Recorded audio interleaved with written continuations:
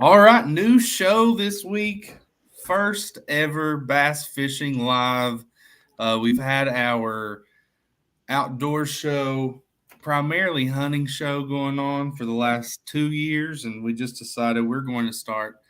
Uh, we love bass fishing so much. It's such a popular sport, something you can do year round. And so we're starting a new live Thursday nights bass fishing live, and we got a good friend with us tonight. This was Josh's kind of idea that he's been wanting to do for a while, so we just kicked it off right before professional bass fishing started, and we got Josh's one of his good friends, former Army buddy, Jackson Perry with us. Jackson, thanks so much, all the way from Wisconsin, and you're going to figure that out real quick when he starts talking here in a second. Oh boy. So you guys, you met like 5 years ago, Jackson, and you taught Josh how to fish. Is that what it was? Well, I don't know about taught how to fish, but he we definitely were in the boat together a few times, that's for sure.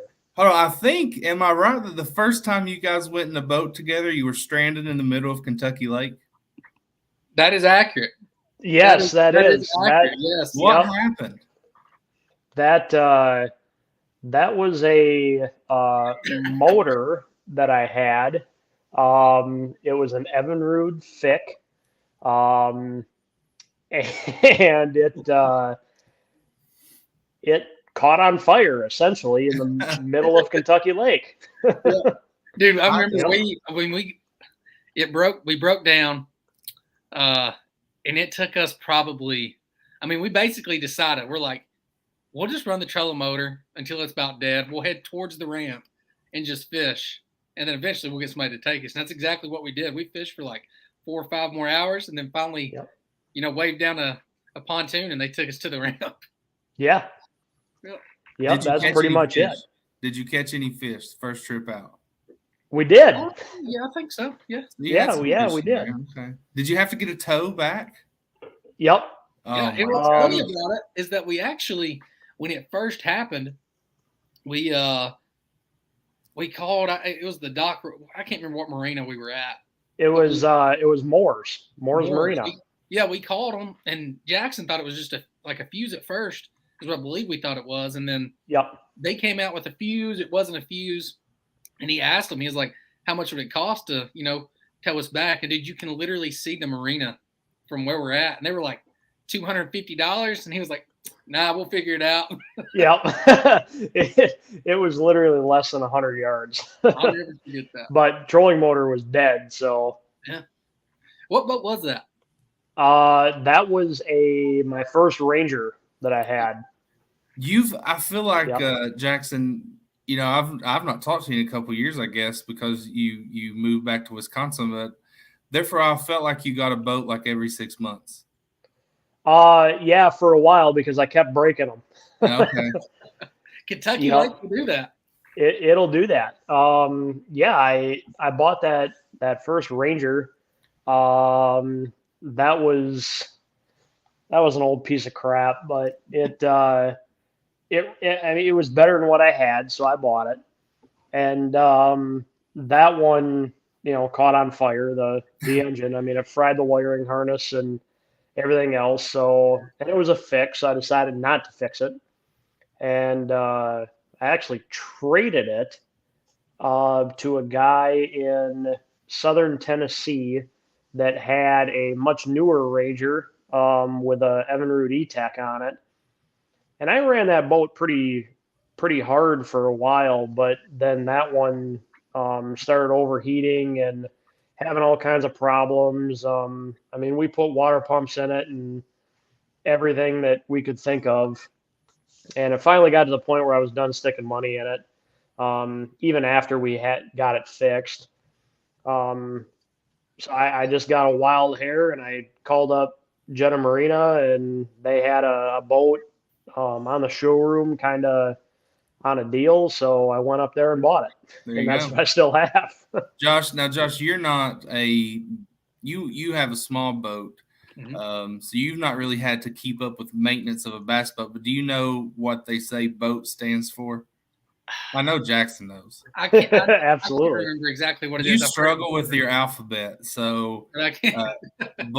bust out another 1,000. And you know what? I probably need to put 1,000 in mine right now. But what's funny is I've only been a bass boat owner. Let me pause right here for a second. So we've got several people watching right now.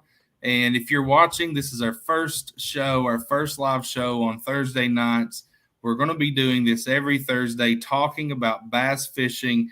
We'll throw in a little bit of catfishing sometimes, crappie fishing, walleye fishing, but it's going to primarily be bass fishing. We're going to have professional anglers on from time to time to talk about tournaments, talk about what's working, what's not. Let us know you're watching. Share this with your friends.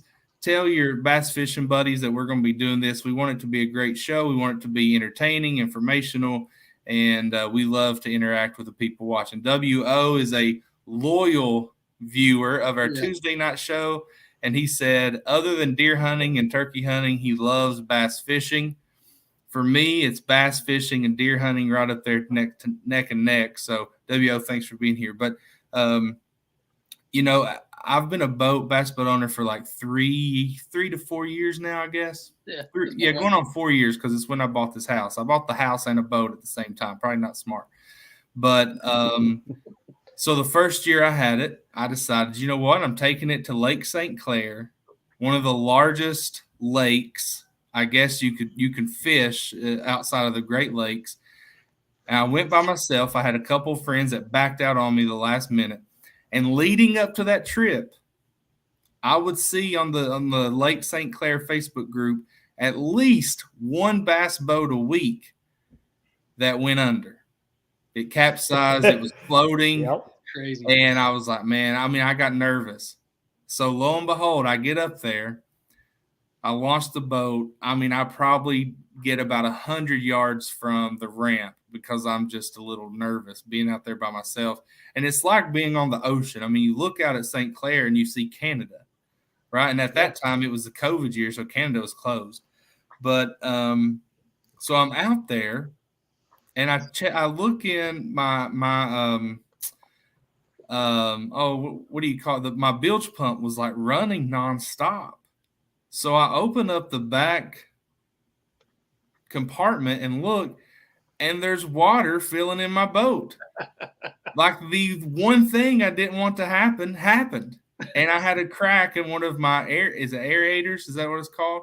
Yep. Bringing in the water. I had a crack in there, and it was just bringing water into my boat. Just a little bit, enough to keep the bilge pump up running.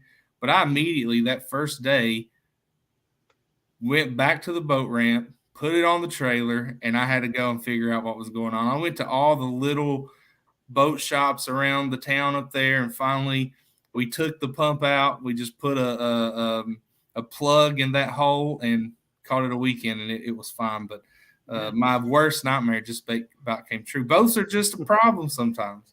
They are. They just are. So, it's February 2nd, and hunting season's over, deer season, primary hunting season's over. Bass fishing here never stops. Now, I know up there in Wisconsin, things are frozen over, I guess. So You can get your auger out and your shanty and go out there and catch fish. Doesn't sound like a lot of fun to me. But if you love fishing, I guess, have you been ice fishing lately, Jackson?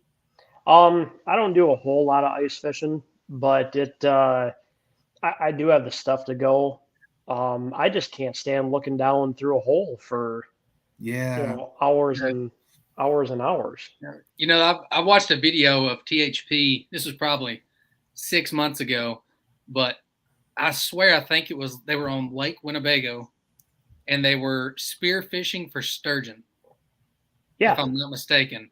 Yep. That that season should be coming up here pretty quick. It's a draw, isn't it? Love to do that. Is it a draw? Whoa. Jackson's on there we go. I'm going to remove. Can you hear me, Jackson? Yeah, I can hear you. Okay, Jackson switched it up. He went from phone to laptop and caused There a we little chaos. Shows are always live shows, man. That's what you get. You get the chaos built in. I love it. Beaver Hole here Is that your real name, Beaver Hole? If so, it's really cool. I hope it is. Dig it. I hope dig it's his real name. He said, us at Eastern Panhandle Outdoors. I also love that you have that Eastern Panhandle Outdoors. We love other groups and pages that come on here. They have bass tournaments on the Upper Potomac and Shenandoah Rivers this year, plus Sleepy Creek Lake in Berkeley, West Virginia. Beaver, Josh and I are in Kentucky, so we're not far from West Virginia. For schedule, PM me. I'll send it to you. Go ahead. Yeah, Beaver, send that to us. We have a guy that follows us. He gets on our hunting show on Tuesday sometime. What's his name? Donovan? I know Eric Donovan? Yeah, that's him. Yep. And he's like Jackson here. He fishes BFLs. He's working his way up. I think he's in the Army too. I can't remember. He's in the military, I'm pretty sure. But he fishes the Potomac and Chesapeake Bay area. That's the same area, isn't it? Here, actually. Eric Hubbard? Eric Hubbard? I thought it was Don. I thought it was too. Are there two people? We might be getting it mixed up. Maybe. I'm not sure. Either way. From Northern Kentucky. Eric Hubbard, are you from Northern Kentucky? Is this the same one? Anyway, sorry if I'm offending you, Eric. We have so many people we talk to, but anyway, right now is a change my Facebook name back to my last name. Oh, okay. Well, the picture in your profile picture did look familiar when I saw you pop up. So, but Eric, is the Potomac, Chesapeake Bay area, is that the same area? Am I right on that? Here in the Panhandle, West Virginia, Maryland, nothing beats a hair jig, tear tube, jerk baits right now. Real name is Steve Holt.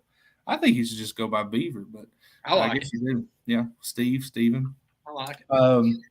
So a hair jig, I've tried hair jigs with like on smallmouth. I've just never had much luck with them. But now I'm not, I'm a downsized finesse fisherman, bank fishing, shallow water, 12 months out of the year. And every time Josh and I go, I smoke him. And so I'm just not going to change it. Let's ask John how many fish he caught last year. Somebody in the comments. I didn't go. I only went like 3 times last year. Ask him, Jackson. Ask him how many fish he caught. John, how many fish Jackson, did you I catch? don't know. I would say per trip, on average, more than Josh, but I only went a handful of times. So, I mean, I honestly don't know. Not many. Last year was my worst year. I honestly don't think that you fished any last year. I went a few times. I at least went to the creek some, catching smallmouth in the creek, which is one of my favorite things to do. But what I was getting at, Upper Potomac fish is way different than Lower Potomac. I'm always on the lower. So I'm not very good with my northeastern geography, especially with fisheries. So trying to figure that out in my mind where they are. But we've been saying we're going to go up there and fish with Eric when we get a chance, maybe this summer. Does it fish good in the summer? Does the Potomac fish good in the summer? I'm guessing probably does. Now, Jackson, you fish the Mississippi a lot? Yeah. Yep. Up there, what's the where do they always launch at up there? Most of the time it's lacrosse. Yeah. Lacrosse. Yeah. Yeah. So, I mean, that up there, if you go, I don't know what the Mississippi is like here that borders Kentucky. I know they do giant catfish out of there. But up there, you guys have just a enormous, tremendous amount of smallmouth fishing out there, right? Yeah. I mean, in the summertime, it's definitely much harder to catch, the winning bag of smallmouth. And I mean, this year was my actual first year tournament fishing on the river. And it's changed, a bunch since I was a kid. The smallmouth didn't play a whole lot after middle of May. Yeah. Early May until the fall. And then the fall comes back around, and I think one of the last, winning bags of smallmouth that were caught here on the river was like 23 pounds. Yeah. So, I mean, they're in here for sure. What's your personal best smallmouth? Ooh. I know it's over 5 pounds. Over 5. Yeah. Mine's right at 5 pounds. I caught that at Lake St. Clair, and I mean, it was like winning the Super Bowl. Catching a St. 5 Clair's a pound good place to smallmouth. do that. That's for sure. Oh my gosh! Now, I mean, there's places here you can catch a 5 pounder Lake Cumberland. You can catch a 5 pounder Del Hollow, but up there, I mean, yeah, St. Clair, maybe up in Wisconsin, the northern states, smallmouth tend to be a little larger. Oh yeah, yeah, for sure. I mean, the BFL regional that was here in early middle part of September, that was one I believe on largemouth, and that was a 22 pound bag of largemouth. Yeah, I was surprised when I was at St. Clair. I caught several largemouth, and I actually went with a guy that I'd met through YouTube, through our YouTube channel, and we exchanged numbers. When I got up there, he came out and met me, and kind of, it was my first time up there, so he kind of showed me the ropes and here's some good spots and fish this, this deep depth of water. And he was like, "Man, you've caught more largemouth here than I've seen anybody catch. Like I probably caught in that one day like 6 largemouth." He's like, "It's usually all smallmouth." So, well, I'm not a good smallmouth fisherman. Yeah, you were kind of talking about the more north you go, the bigger smallmouth, the more abundance there are of them and all that. Jackson, I think we was talking one time. Didn't you used to set, like when you were younger, didn't you and your dad used to take trips like even up to Canada? Oh yeah. Yeah, every year we used to go up to Canada, and I mean, a 3 pound smallmouth up there is nothing.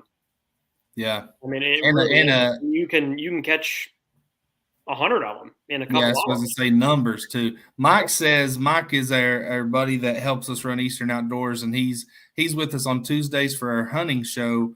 And he said, "I don't touch a fishing pole any earlier than April unless it's with a guide. I couldn't catch a fish in winter if it jumped in the boat with me." That'd be Asian carp. They'll jump in the boat with you. Yes, but Mike is somebody today when we posted about doing the show tonight. They said, "Who's hosting the show?" And I said, "Josh and John," which is me, is hosting the show. And he said, "Good, because Mike needs to be on there so he can learn how to fish." And I said, "Well, that's why Mike is starting as a viewer." Right? So he's starting as a viewer, and maybe I should be a viewer on the hunting show since I'm so terrible at it. I don't know, but hey, man, I'll tell you, just talking about winter fishing. Do you remember Houston Tittle Jackson? No, I don't. I've never heard that name either. He's a dude we work with, but you used to work with. I still work with him, and he just started making fishing rods, and ran into him one day, and we were talking about it. And he asked me if I'd been fishing it lately, and I was like, "Nah, I don't. I usually put the rod down during the winter." And he told me, he was like, "Dude," he was like, "You fell into the trap." He was like, "You can catch big bass in the winter if you know what you're doing." So Joe, that was Joe Carter. He said that was me. That was you, Joe. And it says Facebook user, but I remembered it was Joe. But look who we have back talking about bass fishing. Eddie Endicott is back. Can you see his name? His signature hello. No, I just know his signature hello there. And Eddie is back. I knew, Eddie, I thought about you today because I thought, I guarantee Eddie will start watching. We talk bass fishing. So Eddie runs some tournaments out of like Green River and maybe other places. I can't remember. He can correct me if I'm wrong. This guy said, it may be one of them, "I caught a 4 pound smallmouth out of Triplet Creek in Moorhead. You could probably also catch muskie." I've fished some of those little tributaries going into Cave Run, and you can just crush the smallmouth and the muskie in there, which is really cool. Yeah, Jackson, you're no stranger to muskie fishing either. No. I've seen the pictures of the muskie and pike. There, man. You guys catching those? Oh yeah. Yeah.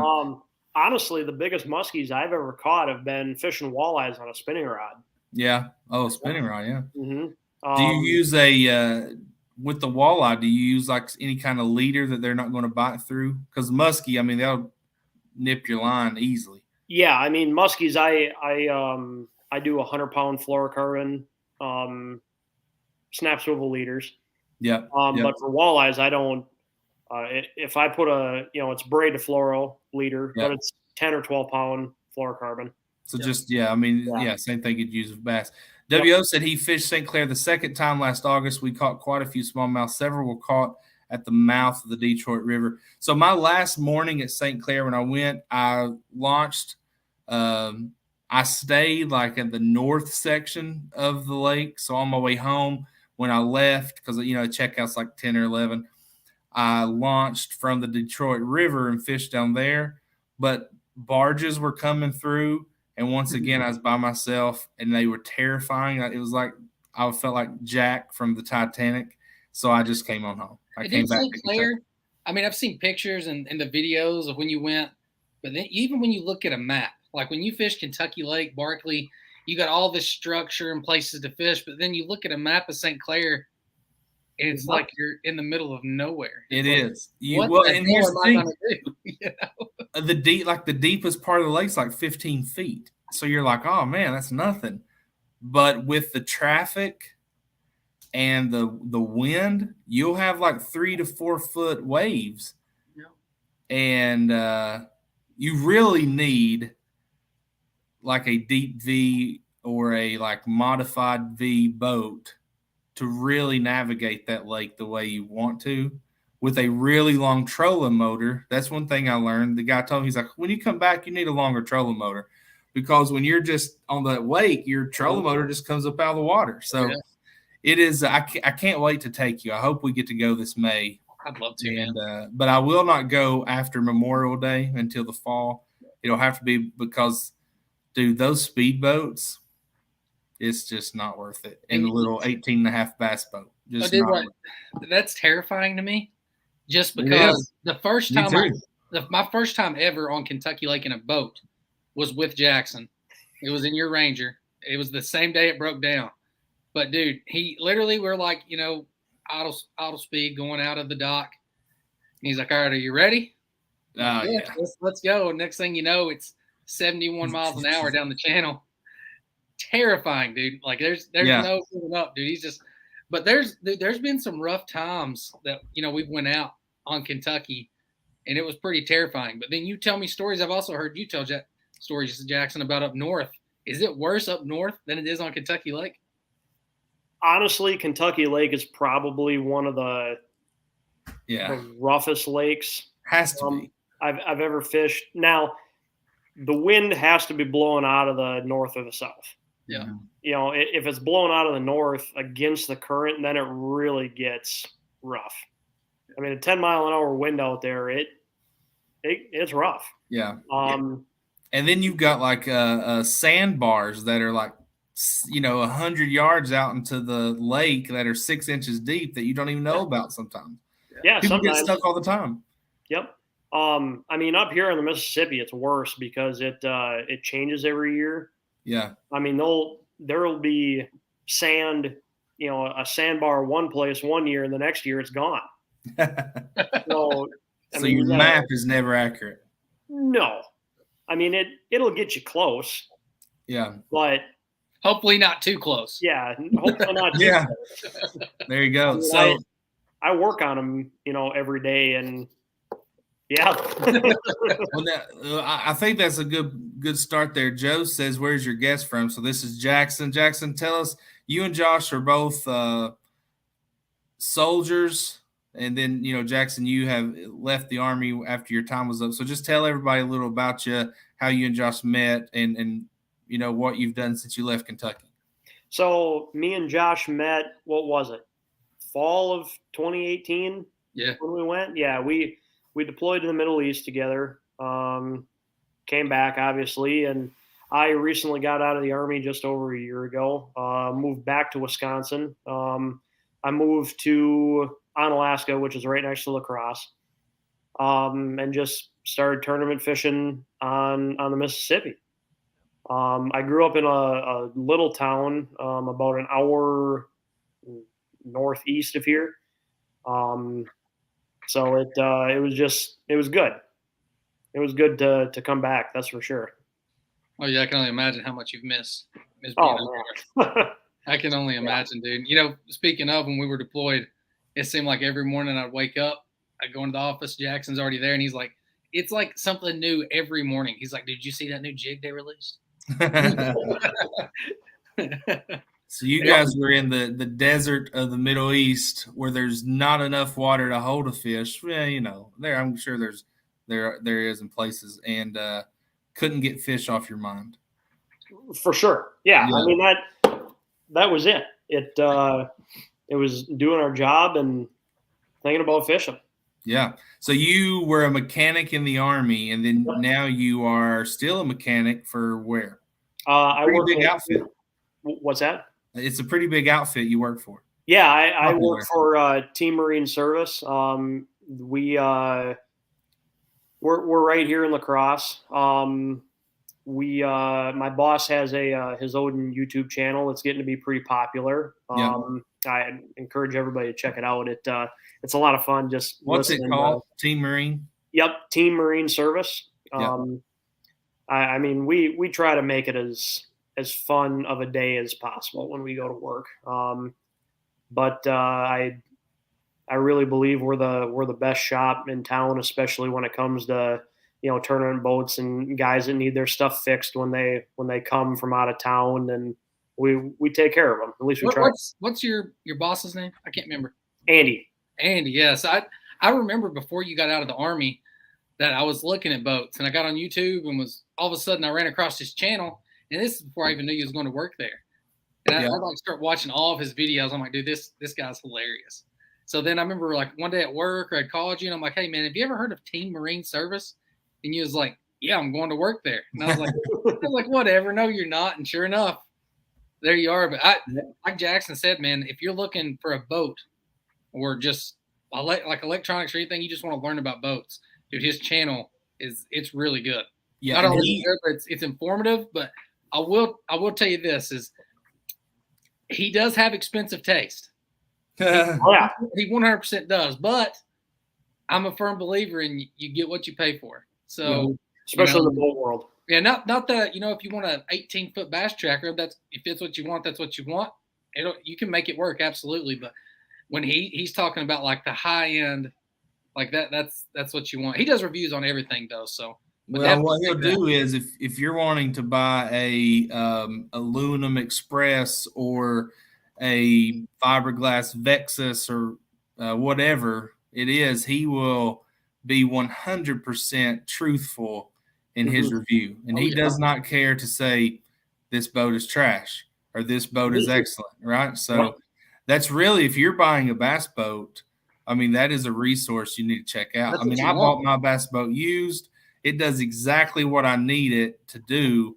But if I were going to be tournament fishing, like heavily tournament fishing, or if I was going to be taking it to really rough water on Kentucky Lake every weekend, like I would have to upgrade my boat. And so that's exactly where I would go to find out. And speaking of which, I think he does like Express. And if I buy another one, I think that's what I'm going to go with. It's actually, dude, I laugh so hard. Like he'll be talking about boats and he'll mention like Nitro or something. And then you'll hear him go, hey, Jackson, what about that Nitro? And then you'll hear you say something and then he'll be like, oh, shut up. Yeah. I mean, I run a Nitro Z20. I think it's a real nice boat. Yeah, I mean, I bought it because I could afford it.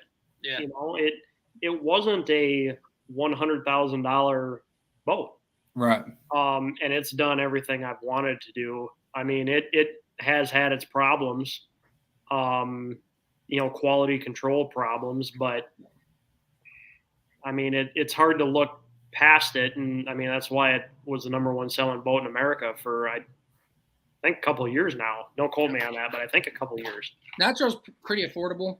And if I'm not mistaken, I think I was watching one of your videos or one of Andy's, and I think he said, you had some issues with a couple of things, but Nitro or White River or whoever it is that owns Nitro, that they had like excellent customer service. Like when you had an issue, they fix it pretty quick. Well, I wouldn't call that a White River thing. Oh gosh, whose phone's going on? It wasn't a White River thing that was good customer service. It was the dealer that I had. Oh, okay. I got you. Jetta Marina in Calvert City, Kentucky. I mean, they're the real deal. Yeah.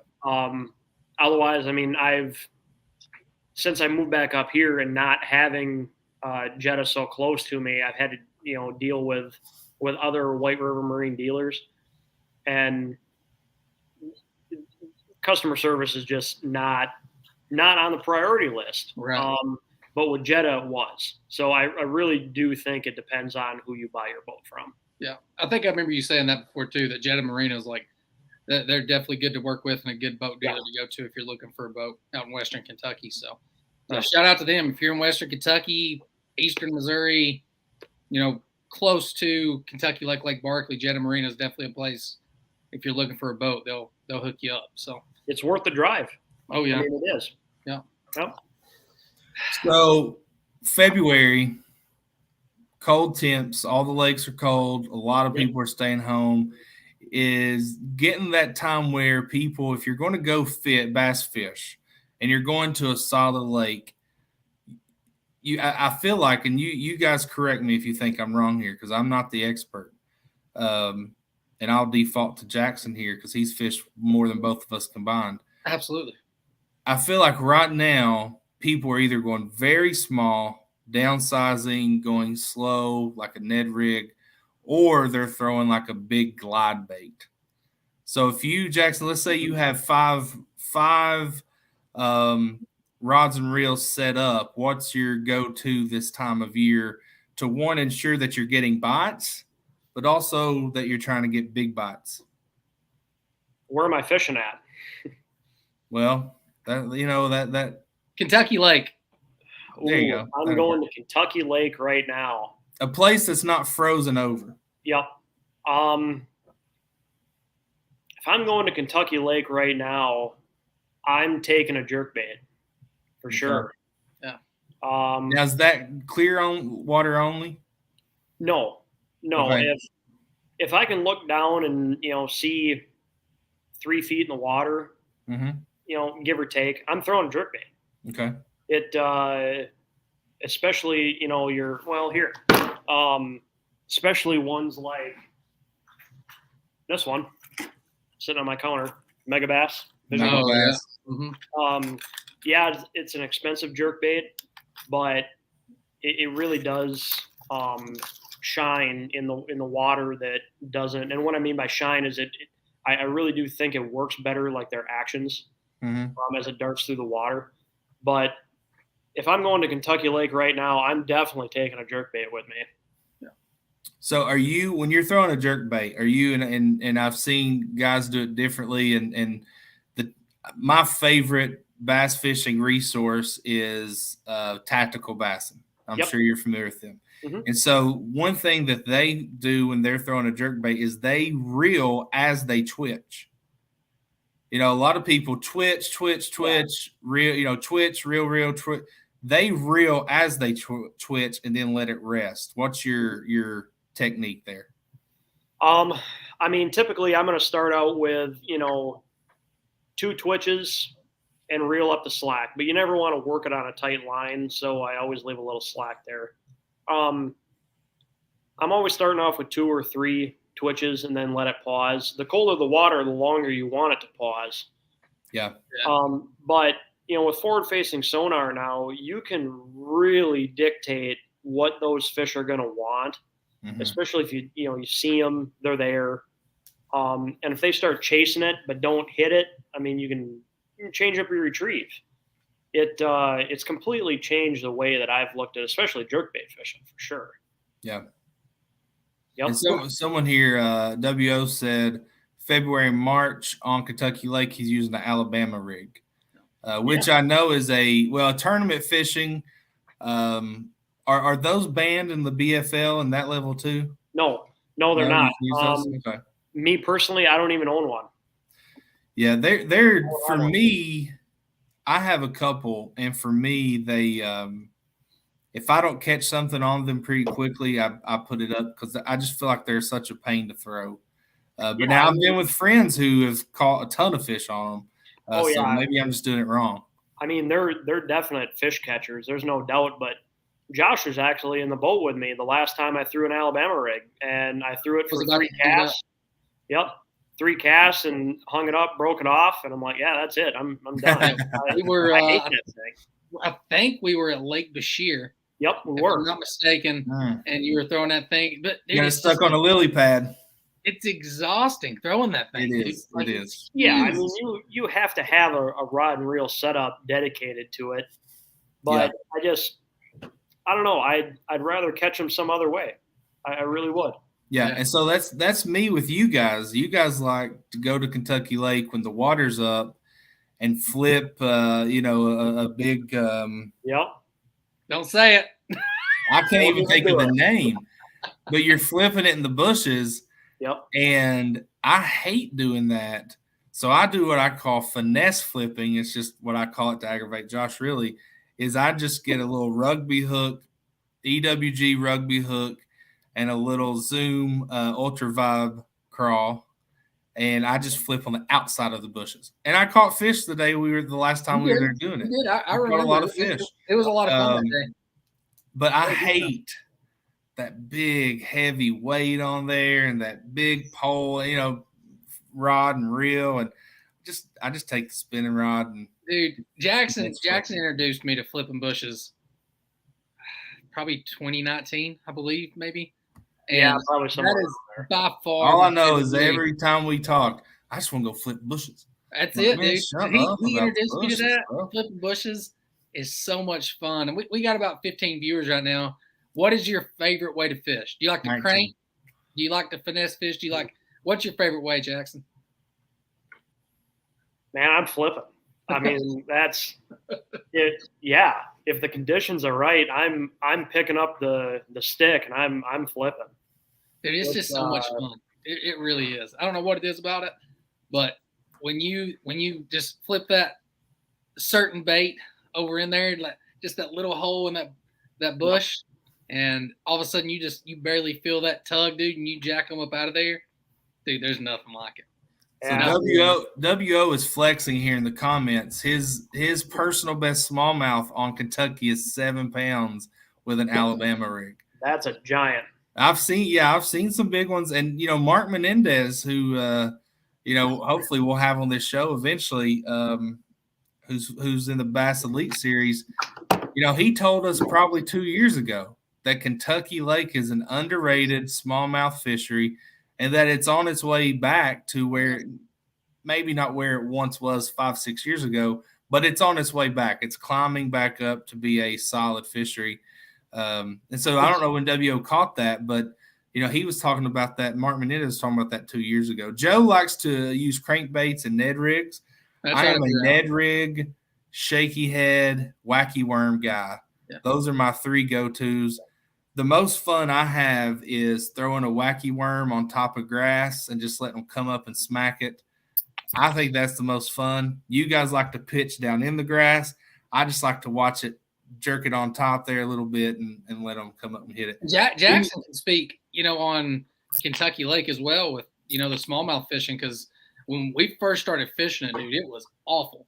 I mean, it was hard. Like it was impossible. Let me pull it up here. You know what? 2019, you were fishing the LBL region. Yep. And, I mean, you were brand new to Western Kentucky, just got to Campbell. You ranked 97th. And then you turn around in 2021 and ranked 19th. That's great. That's fantastic. I mean, that's a huge turnaround, like just showing, I mean, not only for just how much the fishery had gotten better, but how much you had adjusted from fishing northern style to, southern style. And what would you say the big difference from going from Wisconsin to Kentucky Lake is? I mean, I really didn't have a whole lot of river experience, by the time I moved to Kentucky. I didn't fish in Mississippi a whole lot, even being an hour from here. And, the Tennessee River in general is all current based and, water level based. Yeah. And I had to figure that out. I remember one of the first times I went fishing on Kentucky Lake, typically rivers flow south. Mm-hmm. And there was no wind that day, and the boat was moving north. I didn't know that Kentucky Lake flowed north. Like brand new to it. So it was definitely a change. and I didn't do great by any means. Can't compete with the locals, for sure. Some guys have it I dialed mean, in. we probably fished. Me and you fished probably 3 or 4 tournaments, 5 tournaments together, and it was always what is his name? I can't think. I was trying to think of his name too. Schroeder?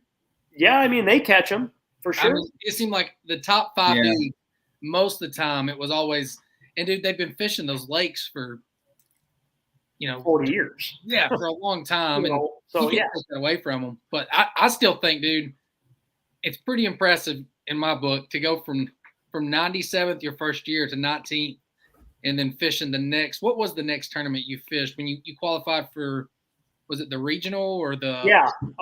So the BFL regional that year was on Lake Norfolk, Arkansas. And I had never fished a highland reservoir in my life, ever. So I went down and practiced for, I think, 4 days. And I figured out a little deal that was going on. And I ended up 32nd. Out of I think it was exactly 200 boats. I didn't win any money in that event, but I mean, everybody's got them stories. You lose a big one each day, and I mean that's the difference. Yeah. And then that's exactly what happened. So I want to go back to that place. I had a lot of fun. Catching spotted bass that were suspended over 100-foot drop-offs. Yeah. It was a way of fishing that I had never done before. So it was definitely a change. Oh yeah, for sure. And it was kind of, I mean, Jimmy says his favorite is crankbaits and jigs. Personally, I hate crankbaits. I just hate just pitching and reeling, casting and reeling. Joe says most creeks in Kentucky has good smallmouth fishing. I would say that Kentucky is probably the best smallmouth fishing when you get to the south. Because once you get – I mean, Tennessee has some too, but once you get lower than that, you don't really have a lot of smallmouth fishing. Am I right? Not a lot. Right. Yeah. I mean, Kentucky's not as good. Tennessee's kind of that cutoff area. Yeah, well, Del Hollow is probably the best smallmouth fishery in Kentucky and Tennessee, and it literally is in both states. Yeah, I would say. So I know there's some in West Tennessee that you'd probably say are good smallmouth fisheries, and Tennessee has excellent smallmouth creek fishing like Kentucky does, like Pigeon Forge.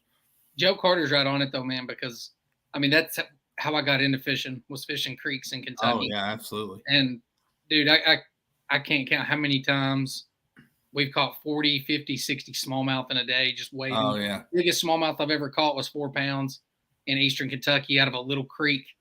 Like out of a little creek, but technically out of the Cumberland River. That's true. Yeah, that's very true. Which has good smallmouth fishing. Eric says nothing compares to a good frog bite. Change his mind. I'm not going to change your mind. I mean, that's a good way to fish. It's fun. Yeah. Mike says he agrees, but he just can't hook them. They'll hit the frog, and he just doesn't. Maybe he's setting that hook too fast. I don't know. I'm not very good at it either. I'm not a very good topwater fisherman. I mean, if you want to frog fish, you need to come to La Crosse. I remember you. What's the drive? 10 hours? From you guys, it's probably a little less. A little less, okay. Yeah, but if you want, world class frog fishing, you got to come to the Mississippi River, La Crosse. Yeah. Okay, hey, I'm down to go anywhere. So Eddie, and I was going to ask you this earlier, Jackson. You were talking about how, forward-facing sonars kind of changed everything. Mm-hmm. Kind of controversial. Eddie wants to know what's your feeling on live scope, forward-facing sonar. I want to know Eddie's feelings on it too. So as Jackson is talking, Eddie, you type out how you feel. So I teach electronics classes. Just on my free time every once in a while. Yeah. And the thing with forward-facing sonar that blows people's minds is just because you can see them doesn't mean you can catch them. Right. And it's no secret that forward-facing sonar has made catching suspended fish easier. For sure, it's made it easier to catch suspended fish. or, fish that are deeper than 10 feet. Up here in the Mississippi River, you don't need it. Yeah. You really don't. So it really all depends on where you're going. I think it's a good thing for the sport. Mhm. It's a change. Mhm. People hated side imaging when it came out. Right. They thought it was a disadvantage, but it's just something new. Yeah. And I mean, just because you have it, you really got to learn, put the time in to learn how to use it. Oh yeah, for sure. It's not as easy as what it can be made out to be. I sorry, go I ahead. understand that it's expensive. Going to Eddie's comment here, I understand that it's expensive. Yeah, I mean that's it. It is expensive, but in the next couple of years, I mean there's things that are coming out, here in the next couple of years for sure that are going to blow people's minds, and live scope is going to be a thing of the past again. Yeah. Then maybe we can afford it. Getting better and better and better. Yeah. When I look at it, man, it's kind of I don't care either way. I could care less whether people use it or they don't, whatever. But I think where you see the difference is different tiers of fishing. Right. Professional fishing, professionals don't care because everyone has it because they're sponsors, or if they're not sponsored, they're still going to get it because they have to compete at that level. They're going to have it. But when you push a local tournament up on Lake Bashir, and you got 20 boats and 17 of them have live scope and 3 of them don't. And don't get me wrong, I'm not saying, you like you said, Jackson, you do have to learn how to use it and everything. But if you're good at using live scope, it's definitely going to give you an advantage. And I think that's kind of where I think people are like, I think live scope's crap because one, they can't, so it is what it is. But well, I think one of the arguments, you get in hunting, they argue that people that are buying up leases and hunting with outfitters and paying all this money to hunt the ones who are killing massive deer, they've made hunting into a rich man's sport when it should be an average Joe, everyday person sport. And that's what they're saying they're doing with fishing, is they're just continuing, pushing, advancing technology to where it's more video game. It's a video game more than it is just figuring out fish. And you hear that. People call it video game fishing. But you see guys like Jacob Wheeler, Dustin Connell, who are just, they're literally watching a screen the entire time they're fishing, but they're winning $300,000-$400,000 in prize money. Yeah. But then my favorite moment, I think, of last year was John Cox, who is a renowned shallow water fisherman. He won a tournament, $100,000, and they asked him about forward-facing sonar, live target, whatever. And he said, I don't know, it's still in my truck, because he hadn't even hooked it up. So you can still fish without it. For me, but when you're at that top level, you have to put yourself on an even playing field, and you just kind of have to do it. When you think about it, if I was a professional and I had to stay glued to my live scope to win $300,000, you bet your butt I'm staying glued to that. Yeah. Yep. Joe Carter, I think, describes what a lot of us regular everyday anglers are. When I bass fish, I just cast it where it looks like a bass should be hiding to ambush food. That's what we do. For sure. Lay downs, 100%. Yeah. And that's the other thing too, is a lot of time I've heard different anglers say, live scope is great and all, but it still doesn't have those, it doesn't have that instinct of where a fish is going to be. Like you got to know, you got to get out there and kind of figure it out for yourself before live scope's going to help you, because you can't just, if you're ledge fishing on Kentucky Lake, live scope is not going to show you where those fish are. You got to know what you're doing. You got to go find them. And then once you find them, that's when live scope will kind of come into play. But you have to have that instinct of where are they? Like, it's just not just going to work magically like a magic trick. Yeah. And that's, you asked me earlier what my favorite kind of fishing was, flipping and pitching. Live scope's hard to use flipping and pitching. honestly kind of impossible. Now there are ways to do it that I've definitely had to learn myself, with different views and whatever to see what's underneath the water and make you, understand, where the best place to make your presentation are going to be. So it definitely helps that way. But then I've had days on Norfolk where I don't know. I wouldn't have fished that tournament the way I did if I didn't have live scope. Mhm. Right. I wouldn't have been drop shotting over 100 feet of water. Yeah. I would have been That's on a wild. bank somewhere. Which is or, crazy to whatever. think about. Yeah. That is crazy to think about. So I mean, and those fish that are getting caught in those types of situations have never been fished for consistently Mhm. before forward facing sonar. But a lot of people now are also going to leave the bank. They're going to leave the spinner bait, the chatter bait, the flipping and pitching, whatever, and they're going to go hunt with live scope. And I mean, that's fine, but it doesn't always work out the way that it's Yeah. portrayed to be. Well, I think one thing that does need to be overlooked is, if you're a fan of professional bass fishing like we are, Josh and I watch the tournaments. Like some people would rather do anything than watch a bass fishing tournament, but I watch as many as I can on whether it's on my computer at work or I'm on TV, whatever. Bass has it on Fox now. These guys aren't just hooking this up on their boat and just going out on Thursday morning when the tournament opens and catching fish. They're spending thousands of hours a year mastering these electronics. Correct. You're still, I heard Jacob Wheeler when he won the tournament at Chickamauga and he had people follow. That's when he took the wrap off his boat because he had so many people following him and fishing his spot when he would leave. And he said, look, here's why I took the wrap off my boat. I've spent thousands of hours learning this lake, and this lake is highly pressured, and I have found spots on this lake that aren't pressured. Little subtle differences that I have through thousands of hours of work. And he said, if you just follow me to that spot and fish it when I leave, that's not fishing. No, right? That's just you're not learning it. It's imitating, right? And he said, I don't, he said, if you want to ask me what kind of technique I use, my favorite bait, what I do in a certain scenario, I will teach you anything I can. But it's just not following me around. So it's not like these guys are hooking it up and instant success. They're spending a lot of time. Just like if you have guys that don't like, you have guys that use traditional bows, recurve bows in hunting.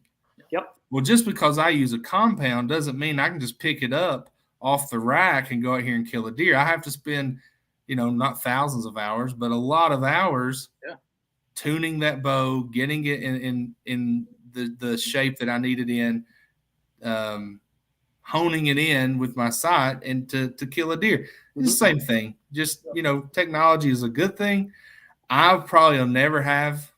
I'm like 5 generations behind when it comes to technology. Like I think I just now got I don't know what kind of fish find. I just got side imaging. I think is what that's like a 10-year-old technology or 12-year-old technology. So it's like I drive an 05 Tundra, and I told my wife like in 10 years I'll drive a 2010 Tundra, and I'm just going to keep like those 20-year Tundras because they work and they're cheap. So Anyway, W.O. Jackson has a question. He said, what's your favorite glide bait, or do you even use them at all? I have used them. I actually don't own any right now. None of them. I mean, I am not a glide bait fisherman. I've never spent the time to learn how to do it. So I think it'd be a lie if I gave you, one that I like because I W.O., I'll say if you want to learn about glide baits and which ones to use, go watch Matt Robertson. That dude uses the piss out of glide baits, dude, and he catches them. Yep. I'll tell you one that I think is good, and I own it, and I will tell you I've never caught a fish on it, but I love the action. It's just because I've not used it very much. and I would love to go somewhere soon and use it. But I have a Storm Arashi glide bait, and the action is fantastic. S waiver, that's a good one. Yep. Someone just said that's probably Eddie that said that. Yep. But glide baits can be $150. Yeah, they're expensive. So the Storm Arashi just came out like 2 or 3 years ago, and I bought it when it came out. Bought a couple of them, and I think I paid like $40 for them. And one reason I've not used it much because I'm afraid of losing it. So that's kind of one of those things. Like, gosh, I paid so much money for this lure, I don't even want to use it. Yeah. I mean, and like a bullshit. Yeah, and like up here in Wisconsin, I mean, we have a lot of northern pike and muskies. They will bite that glide bait right off. Oh yeah, John Smith joining us tonight.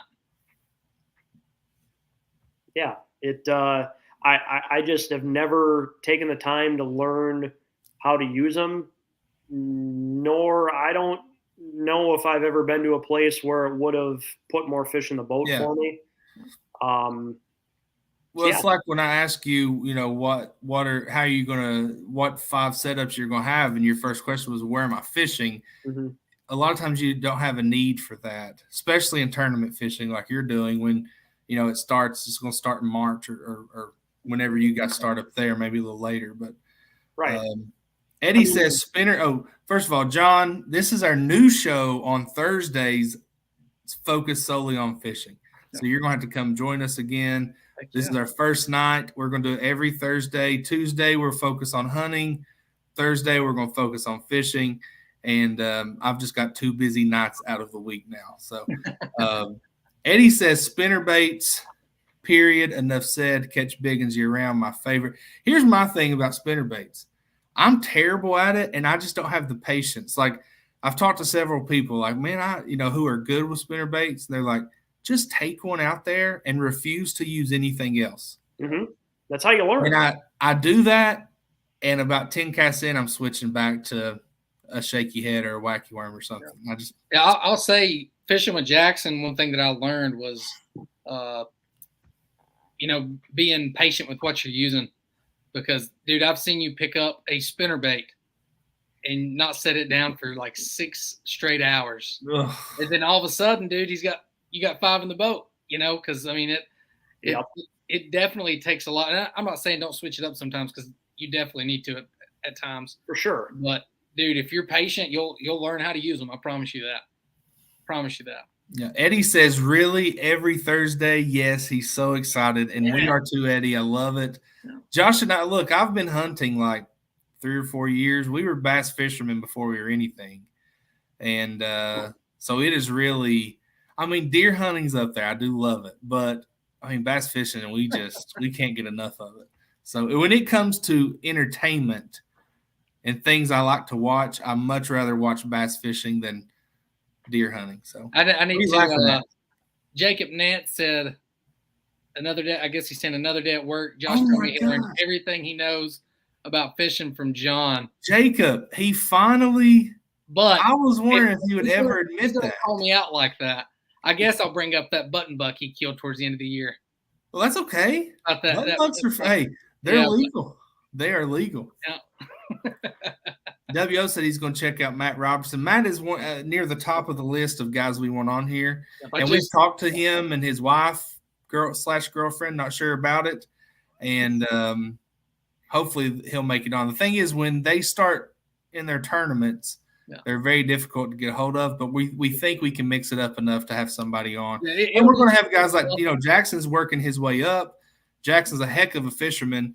What are you, 28, 29, Jackson? I'm 26. 26. See, so he's still working his way up, and he's way better fisherman than me and Josh. What would you say your next step is, Jackson? Because just looking at your overall stats on Major League Fishing, every year you've gotten better and better. I know 2019 you only fished 1 event in the Great Lakes Division, but then 2022 you fished 5, and you finished 35, which I think is pretty damn good. So what is are you just planning on focusing on BFLs again and just slowly trying to work your way up? Yeah. The hard part right now is, the entry fees have been going up, and they haven't been going up a lot, like $20 Yeah. a tournament, but the payout stays the same. Yeah. And there's other tournament circuits here in Wisconsin, Minnesota, Michigan that the entry fees are lower and they pay better. Yeah. Yeah. I don't blame And you, man. And I qualified for the regional last year and I didn't go because it was in Oklahoma on Grand Lake, which I would have loved to go there, but the regional used to be a no entry fee tournament, and okay. now they charge like I think it's $300 or $350 entry fee. So when I figured it out, by the time I paid the entry fee, paid the gas to get down there, and gas is stupid expensive right now. Boat gas, practice, lodging, whatever. I would have had to make a top 10 just to make my money back. Yeah. Yeah. And that's, I mean. But what if you'd won it? Right. And that was, I mean, yeah. If you win the regional, do you qualify for the classic? No, wrong circuit. Oh, okay. Yep. But you do qualify for the All-American if you finish in the top 6 or better. Gotcha. I don't know. Yeah, that's tough. That's tough. I didn't have the time last fall to do it either. It just wasn't the right situation. But to go back to your question about where I'm looking to go next, it would definitely be the step up. I don't really have an end goal that I want to fish professionally, right, on a tournament circuit. Yeah. I enjoy working on boats just as much as I, enjoy fishing. Yeah. So, I mean, if I can make a living someday on the water or off the water, whether that's guiding, working on them, whatever it is. But tournament fishing is definitely a draw for me. I mean, I just like doing it. So, yeah. I mean, it's if I compete in anything, the best way to put it is if you're happy with what you're doing, why change it up? Because I mean, absolutely. I think, and you can see the comment down here. John, he said, I won a college tournament on the Wolf River in Wisconsin many moons ago. John, we've known John when my brother John. We grew up with him, yeah. Grew up with him, went to school. John is the guy that won. John is the guy that no matter what he does, he's good at it. Yeah. And he scored 2,000 points in basketball. He was an excellent baseball player. Probably would have been a star quarterback. He's one of the best fishermen you'll ever find. Yeah. And we've asked, I know it. Go ahead, Josh. I was just gonna say he came on our show. This was probably 2 years ago. Was it? I think it's longer than that. Maybe. Anyways, regardless, he came on. It's kind of like what you're saying, Jackson. Is John asked him? He was like, why don't you go fish? On a professional level, because he can do it, dude. This dude can flat out fish. Yeah. And he was like, dude, I'm just happy with what I'm doing now. I enjoy what I'm doing, so why change it? And he fishes a lot of tournaments. He does. Yeah. So, and I'm not saying if the opportunity presented itself, that I wouldn't try it. Right. I mean, I definitely would for sure. I mean, I think it's every tournament fisherman's dream to be on that classic stage, but it's pretty awesome. Yeah. I mean, it's definitely a goal for sure. I'll tell you, dude. When we went last year on that last day and we watched the weigh-ins, John is in the back doing interviews with everybody, and I just had my surgery. So he's like, you can go out there and sit and watch the weigh-ins. And, Welcher comes in and weighs in like 19 pounds. And he's like, Christy, everybody's like, okay, he's won it. Christy has to get like 21.5, and he gets 21.6. Yeah, it's crazy. And dude, I'm super happy for Jason Christie, man. He's put in years and years and years of work, and Welcher's one of the new guys. Man, I felt horrible for Welcher, man. But it was that stage. I don't think people realize, a lot of people just think, oh, it's just fishing. It's just no, dude, this is a whole nother. This is no different than playing the Super Bowl next week. It is insane. I'd never seen anything like it. So I was laughing because Mike said he caught the biggest fish of the week at Camp Webb when he was 12. That's his claim to fishing fame. But, going back to what you said about the Classic, I have been around sports my entire life, playing, coaching, big games. I've had, great seasons, terrible seasons. I have never felt the tension and the stress at a sporting event like I did backstage at the Classic. Yeah. Because the guys that qualified for that final day, you had Jason Christie, Kyle Welcher, Gerald Swindle, the Johnston brothers, or at least one of them. Scott Martin, everybody. Yeah, you had, some heavy hitters. And they would come back there, and some of them knew they weren't close to winning. Some of them were in the mix. The little skinny short guy, I can't think of his Brandon New, maybe he was up there. Brian New, maybe, and they just come back there and they're just exhausted, and they are, some of, like when Kyle Welcher lost, and he came back there. First of all, he was the most like humble, just genuine guy. And you could tell, I mean, he sat there and talked to all of us. Everybody that was interviewing him, he sat there and answered every question. And every word, you could just feel the hurt. Oh, yeah. And those guys were saying in the back, all the pros were out back there saying, Welcher's got it. Welcher's got it. Yeah. Well, I walked out to like the staging area, and there was one boat left, and it was Christie. And I snapped a picture of him, and he's just sitting there like his head in his hands, just head down. Nobody's around. And I was like trying to get a picture of that moment because it was just heavy. You know what I mean? It was just heavy moment. Yeah. And then when they celebrated, it was like elation. Like it was just the most tense, stressful, exciting moment in sports I've ever experienced. I don't know the whole history of the Bassmaster Classic like I do in the NFL, but I feel like if you ranked Bassmaster Classics, that finish, it has to rank up there at the top. Has to. It was insane.